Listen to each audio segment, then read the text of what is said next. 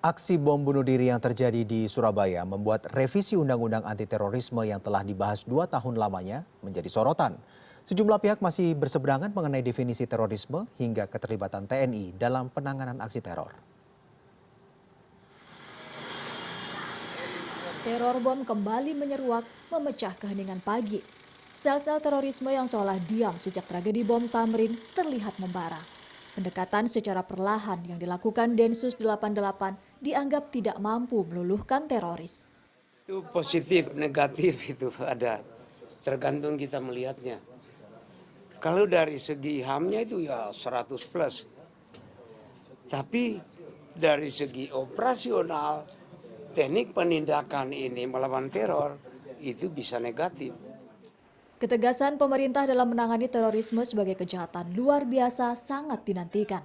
Di sisi lain, RUU anti terorisme yang telah diajukan sejak 2 tahun lalu masih belum disahkan. Anggota Pansus RUU anti terorisme Risa Mariska pun menyatakan sesungguhnya tidak ada lagi yang diperdebatkan.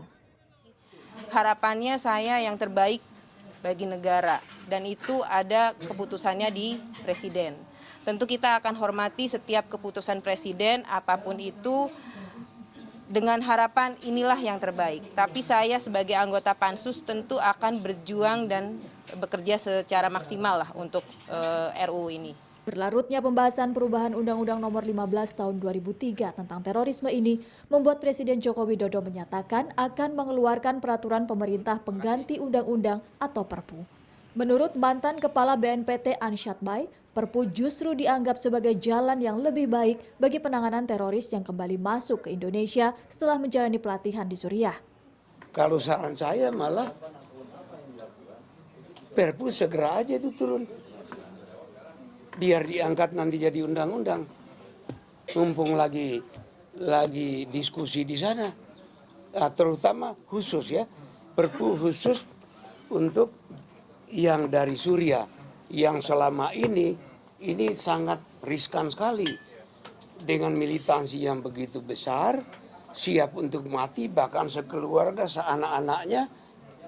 Jadi harus pakai apa ini kita?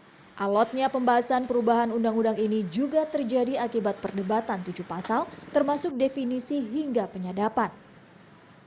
Dari 7 hal yang menjadi perdebatan, 3 diantaranya menjadi sorotan. Dalam pasal terkait definisi, DPR dan pemerintah berbeda pendapat.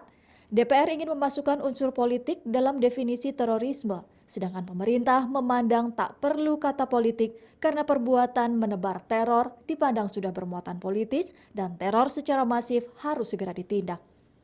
Perdebatan mengenai pelibatan TNI diwarnai dugaan penyalahgunaan wewenang TNI di ranah sipil. Namun hal ini sesungguhnya telah diatur jelas dalam pasal 43 huruf J tentang kewenangan TNI di luar penanganan peperangan. Kemudian pasal Guantanamo diperdebatkan karena dianggap melanggar hak asasi manusia. Padahal perbuatan teror hingga menewaskan sipil adalah bentuk pelanggaran HAM yang harus ditindak tegas. Melawan idealisme, paradigma dan keyakinan dengan menggunakan peluru kerap dipandang tak sebanding. Namun para penebar teror nyatanya tak berhenti dengan kemurahan hati. Negara harus melawan, menindak tegas pelaku teror dan menjauhkan bangsa dari perpecahan. Karena dasar Indonesia sudah jelas, yakni Pancasila. Maria Sarjana, Jakarta.